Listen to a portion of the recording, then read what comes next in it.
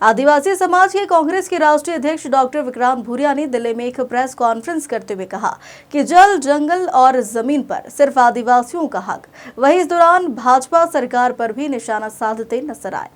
ये जो आपने वीडियो देखा, ये एक देश की आत्मा की आवाज है, अंतरात्मा की, और जो इस देश पर सबसे पहले अधिकार रखते हैं उन आदिवासियों की आवाज है। 2 अप्रैल को सुप्रीम कोर्ट में एक बहुत महत्वपूर्ण मुद्दे पर सुनवाई है। यह सिर्फ एक सुनवाई नहीं है, यह देश में 17 लाख आदिवासी परिवारों के भविष्य का सवाल है, उनकी संस्कृति की, उनकी पहचान की लड़ाई का सवाल है। मैं एक क्रोनोलॉजी आपके सामने रखूंगा कि यह केस क्या है जो कल सुप्रीम कोर्ट में जिसकी हियरिंग है। 2006 में कांग्रेस ने एक ऐतिहासिक कानून लाए जिसका नाम था वन अधिकार अधिनियम, फॉरेस्ट राइट एक्ट। इसमें जो आदिवासियों के साथ ऐतिहासिक अन्याय हुआ है उसके साथ न्याय करने के लिए वन पर, जंगलों पर आदिवासियों का अधिकार घोषित किया गया था और ग्राम सभाओं को अधिकार दिया गया था कि वो प्रस्ताव पारित करें और जो आदिवासी उन वन पट्टों में रह रहे हैं उनको उन पट्टों का अधिकार मिले, और पैसा कानून भी यही कहता था। 2006 के बाद 2008 में कुछ एनजीओज ने और कुछ सेवानिवृत्त अधिकारियों ने एक पिटीशन सुप्रीम कोर्ट में लगाई। उस पिटीशन में यह दावा करा गया कि ये जो वन अधिकार अधिनियम लेकर आए हैं यह पूरी तरह से गलत है और वनों पर आदिवासियों का या फिर वहां पर रह रहे लोगों का कोई अधिकार नहीं है। 2015-16 में हाई कोर्ट ने कि जितने भी मामले इस तरह के चल रहे थे, सुप्रीम कोर्ट में उन्होंने आदेश करा कि ये जितने भी दावे आपत्ति हैं इनको क्लब करा जाए और इसकी एक साथ इन सब की सुनवाई सुप्रीम कोर्ट में होगी। 13 फरवरी 2019 ये ऐसा दिनांक है जो कोई भी आदिवासी नहीं भुला सकता। इस दिन सुप्रीम कोर्ट ने यह आदेश करा कि जितने भी आदिवासी और जो वनों में रह रहे हैं जिनको वहां बेदखल करा गया है उसके आदेश सुप्रीम कोर्ट ने जारी कर दिए। यह आदेश का इतना जबरदस्त इंपैक्ट होने वाला था जिससे पूरे देश में 17 लाख आदिवासी परिवार प्रभावित होने वाले थे और उनको जंगल से बेदखल किया जाना था।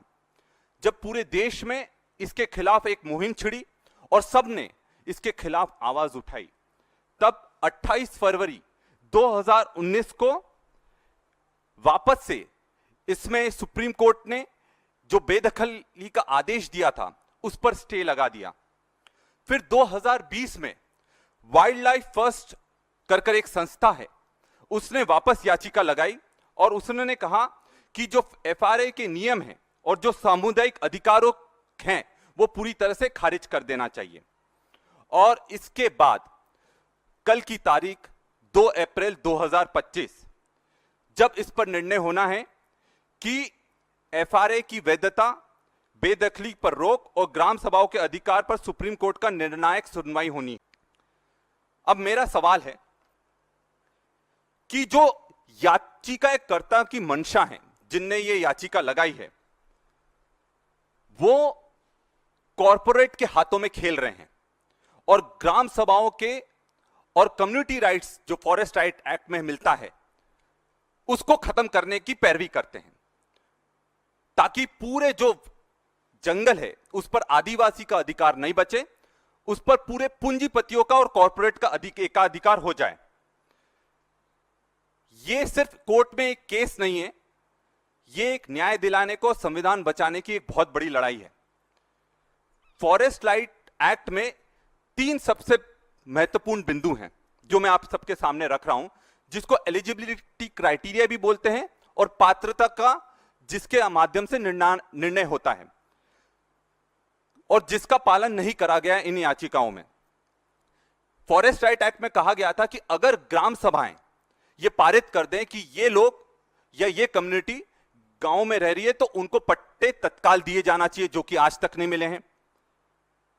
वन विभाग ने जब भी कोई बहुत लंबे समय से वनों में रह रहा है तो उनको रसीदें, इंक्रोचमेंट की रसीदें काटते हैं, जो ये प्रमाणित करती है कि ये व्यक्ति कितने सालों से रह रहा है। तो अगर कोई भी व्यक्ति 2005 के पहले से वहां रह रहा है तो फॉरेस्ट राइट एक्ट में उसको अधिकार मिलता है वहां पर पट्टे का, जो कि वो पट्टों का अधिकार भी नहीं दिया गया है।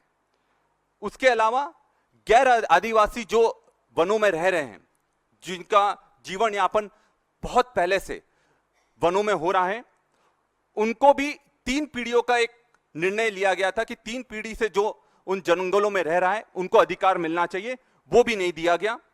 और चौथा, जो धारा 4(5) है, वो धारा के अनुसार जब तक ये निर्णय नहीं हो जाता है कि किसका पट्टा है या किसका अधिकार नहीं है, तब तक सरकार को या किसी को भी ये अधिकार नहीं है कि लोगों को, जो आदिवासी हैं और जो गैर आदिवासी काफी लंबे समय से वहां रह रहे हैं, उनको जमीन से बेदखल नहीं किया जा सकता।